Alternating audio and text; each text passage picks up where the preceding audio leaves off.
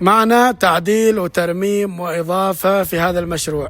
على أساس إيش؟ على أساس يكون معنا بيت عالمي، بيت ناس تسكن فيه. النقطة الأولى في التعديل والترميم: بيت نص مسلح أو بيت غير مسلح.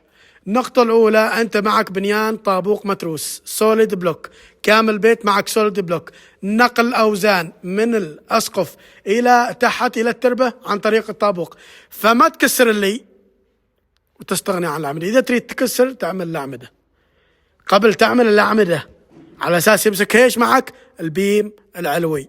ما تكسر اللي تعال وكسر واعطيه، لا، لأنه راح يطيح عليك، راح يطيح عليك. هذه النقطة الأولى. طابوق المتروس أو النظام النص المسلح، أنت تعمل أو تنزل الوزن على ايش؟ على الطابوق المتروس. الوزن ما ينزل معك على هياكل أعمدية أو أعمدة أو غيرها. هنا نلاحظ أيضا تم تكسير كامل الجدار بالكامل.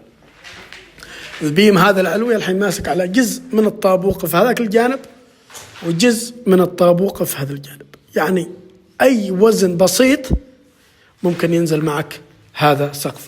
فإذا تريد مباشرة تزرع أعمدة، تعمل أعمدة في هذا الجانب، تزرع عمود في هذا الجانب وتشرك فيه مع البيم العلوي. هنا أنت مسكت وسيطرت على البيم الموجود فوق. أيضا إضافة: إذا بغيت أضيف